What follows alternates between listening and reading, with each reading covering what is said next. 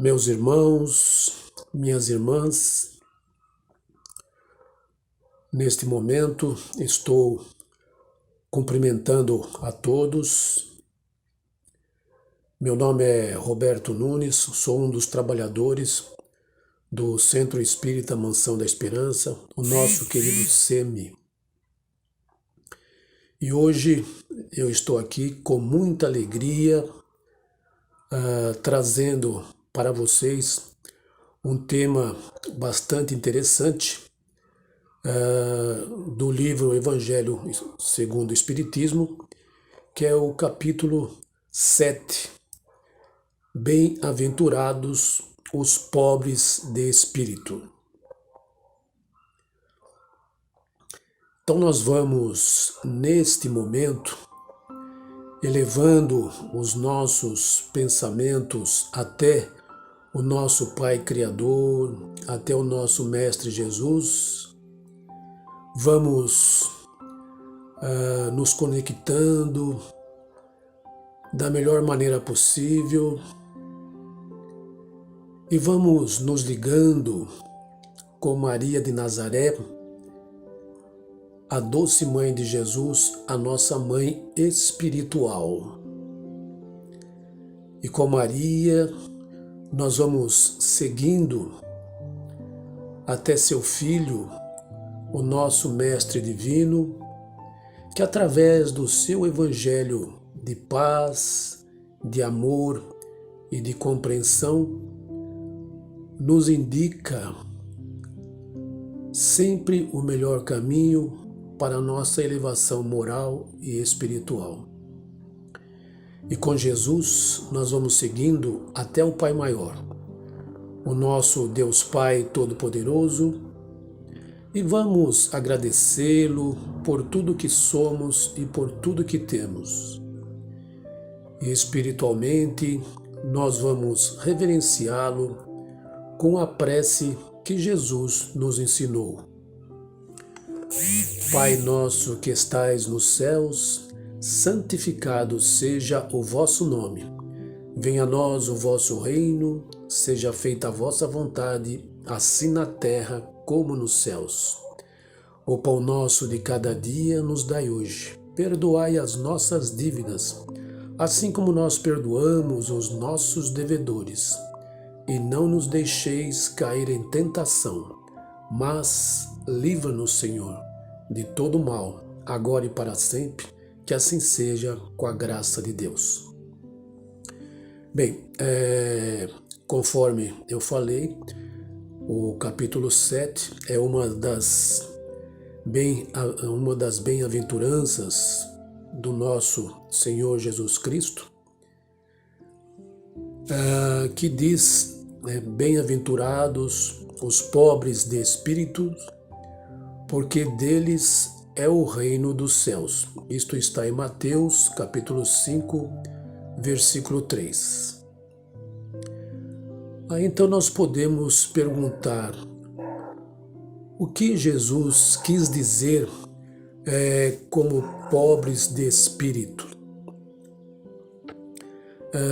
Por pobres de espírito, Jesus destaca as pessoas simples que buscam o conhecimento e a riqueza interior, deixando de lado as aparências exteriores em segundo plano. Estas pessoas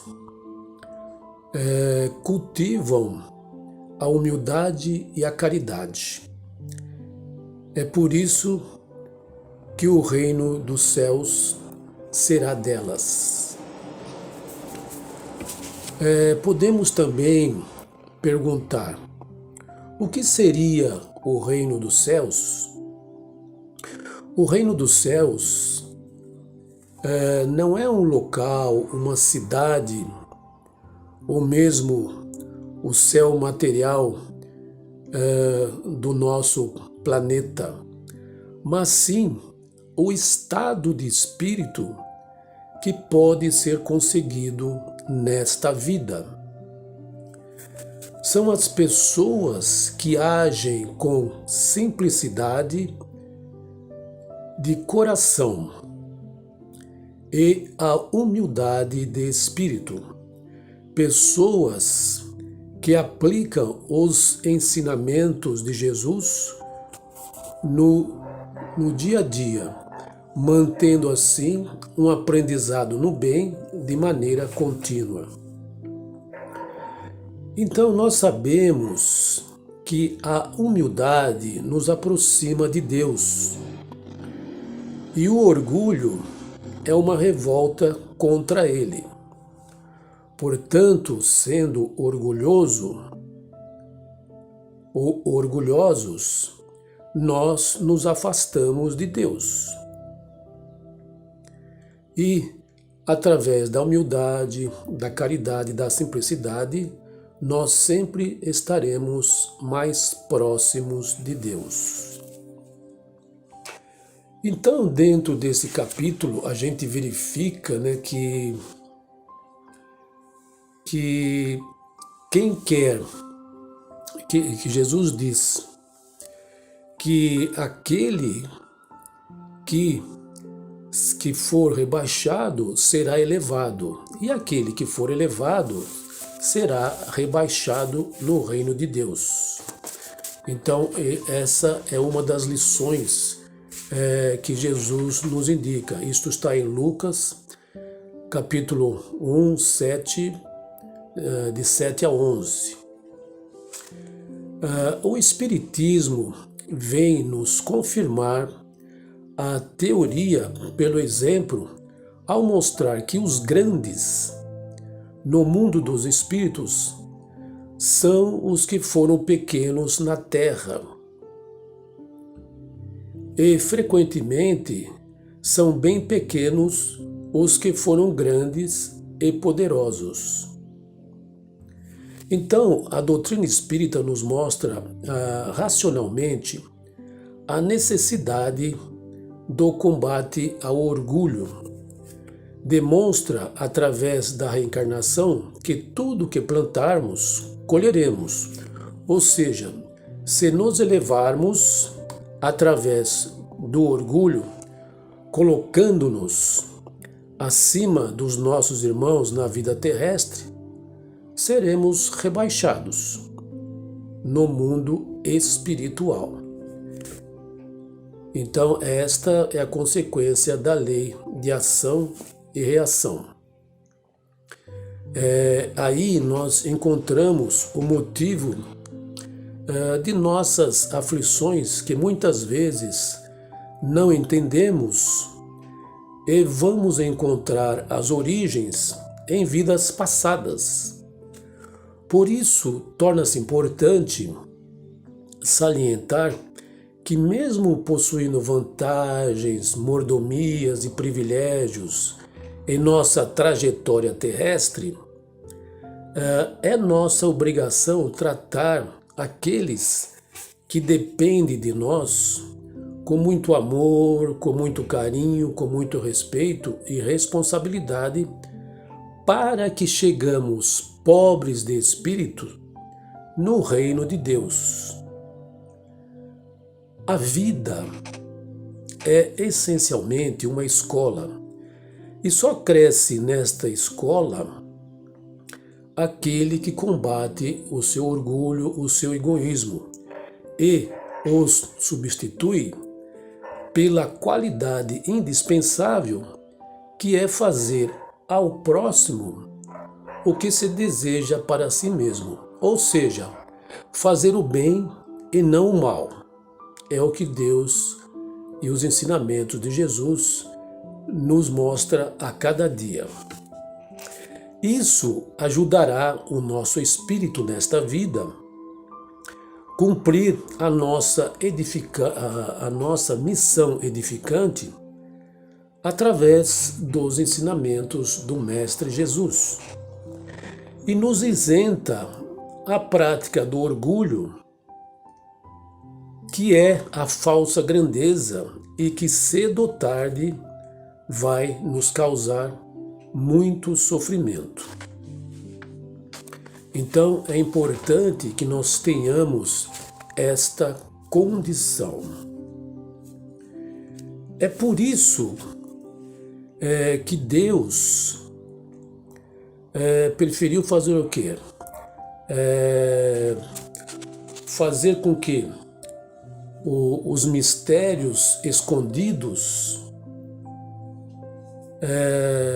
fossem, ou melhor dizendo, que os mistérios ocultos não fossem distribuídos para as pessoas simples, ou seja, os pobres de espírito, e não aos sábios e prudentes. E nesta passagem, Jesus dá graças ao Pai porque ele escondeu os conhecimentos espirituais dos que se julgam sábios e prudentes e os revelou aos simples e aos pequeninos. Por que Jesus fez isto? É que sábio, naquela época, tinha a conotação de sabichão, ou seja, dono da verdade, o que não é diferente nos nossos dias. Todos nós sabemos que muitas pessoas, achando-se, melhor dizendo, intelectualmente mais sábia do que os outros, ainda está muito ligada ao orgulho. Então, naquela época, logicamente, quem possuía um certo conhecimento intelectual achava-se que era dono da verdade, e tudo que acontecia contrário aos seus conhecimentos, eles achavam que era castigo de Deus. E nós sabemos que nós tomamos posse do conhecimento intelectual quando nos posicionamos diante de Jesus e da vida com humildade. Ou seja, devemos lembrar que não tem valor algum estudarmos, vamos dizer, a codificação, a doutrina espírita e os evangelhos, se não colocarmos em prática todos esses ensinamentos para modificarmos o nosso comportamento e os nossos sentimentos. Ou seja, temos que a cada dia ser pessoas melhores e cultivar dentro de nós a humildade e a fé racional, para que possamos estarmos sempre progredindo. Então, esta é a nossa tarefa. Vamos procurar fazer o melhor através do conhecimento que Deus nos dá a cada dia. Bem, após vermos alguns itens deste capítulo, a gente pode até citar como exemplo, tem uma historinha que a maioria de nós conhecemos com relação à performance, às ações e à conduta de certas pessoas.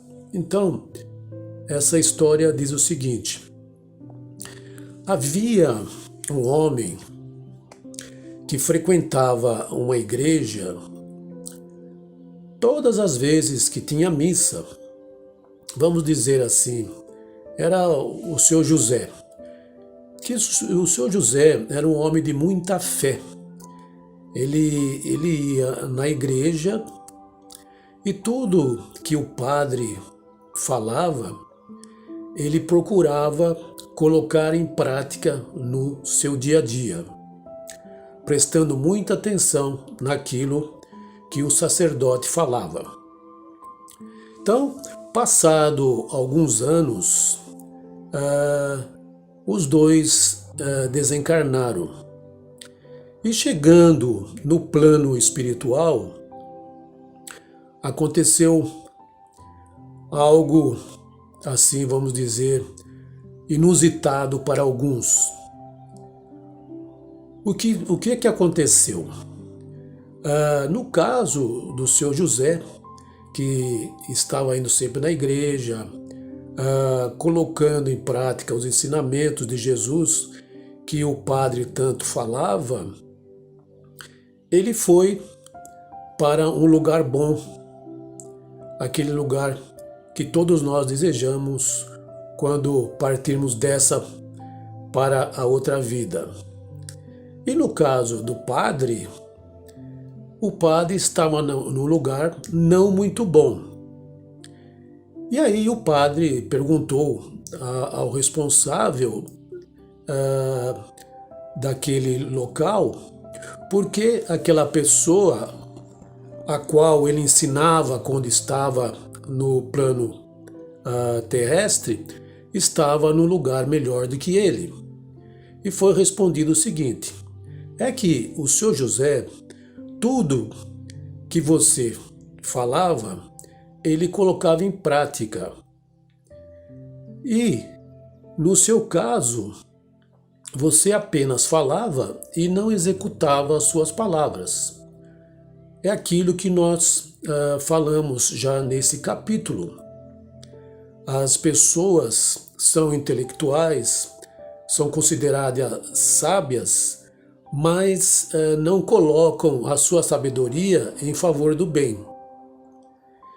E o senhor José, que era uma pessoa simples, mas muito prudente, ele colocava as palavras que o padre dizia no seu dia a dia. Por isso, ele teve um lugar bom, ganhando pelo seu merecimento.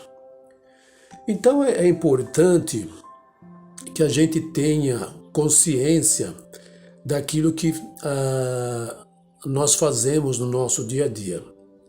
E este capítulo, a essência dele vem fazer o quê? Que estes sentimentos contrários ao nosso procedimento, ou seja, o orgulho e o egoísmo, eles fazem com que não sejamos dignos de frequentar no plano espiritual um lugar bom, um lugar que realmente aqueles que são simples e pequeninos, conforme diz a lição neste capítulo, frequentam. Porque quando nós somos orgulhosos ou egoístas, costumamos dizer que nós somos ricos de espírito. Agora, quando nós temos o quê? A humildade, praticamos a caridade, então nós somos pobres de espírito, que é aquilo que Jesus diz no seu Evangelho. Então, o orgulho e a humildade está relacionado intimamente na nossa missão, do nosso dia a dia. Então, não podemos esquecer desse procedimento, desta maneira de agir, para que possamos ser pessoas melhores no nosso dia a dia. É aquilo, o Pai Criador, o nosso Mestre Jesus, Ele quer que sejamos pessoas simples, mas que tenhamos dentro de nós o amor e a caridade, que é o caminho da perfeição. E enquanto o orgulho e o egoísmo é o caminho da maldição, podemos dizer assim. Então tem uma coisa muito interessante dentro dos livros que diz assim, não confundas, porém, humildade com pobreza. nem subserviência. Conserva a tua dignidade e compreende que a humildade é uma conquista da alma que já viveu muitas vidas em situações diversas. E muito já sofreu as consequências do orgulho cultivado pelo poder transitório da vaidade de julgar-se acima e melhor de qualquer outra pessoa do nosso convívio. Então, nós temos o quê? Nós temos que fazer o nosso esforço diário visando sempre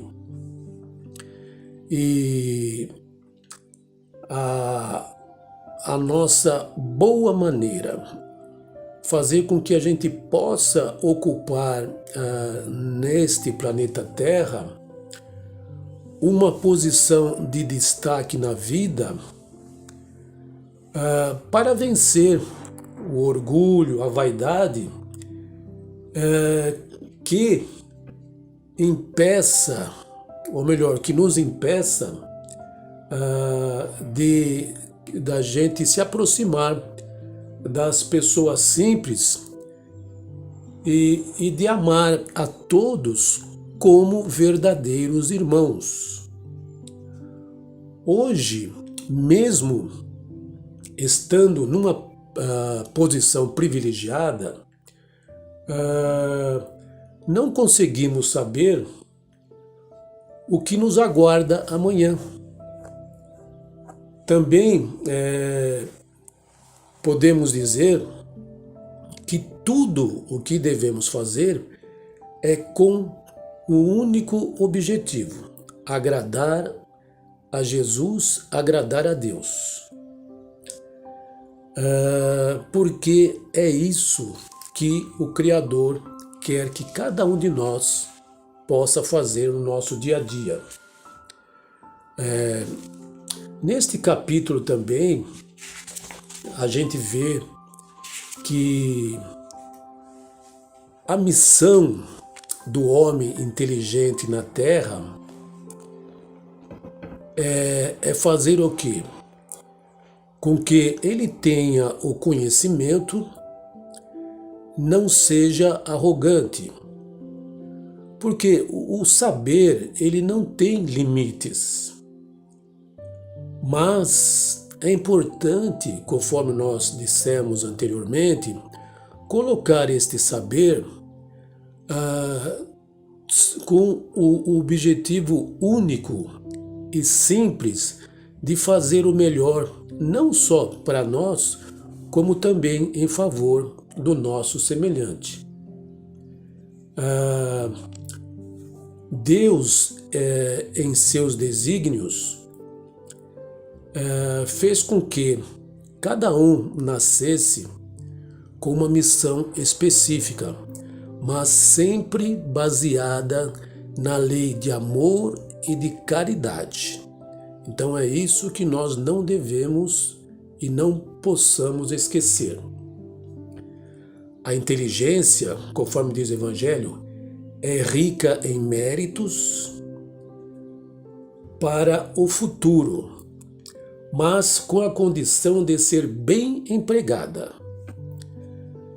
Se todos os homens que dela são dotados usassem-na visando a Deus, a tarefa dos espíritos de fazer avançar a humanidade seria mais fácil.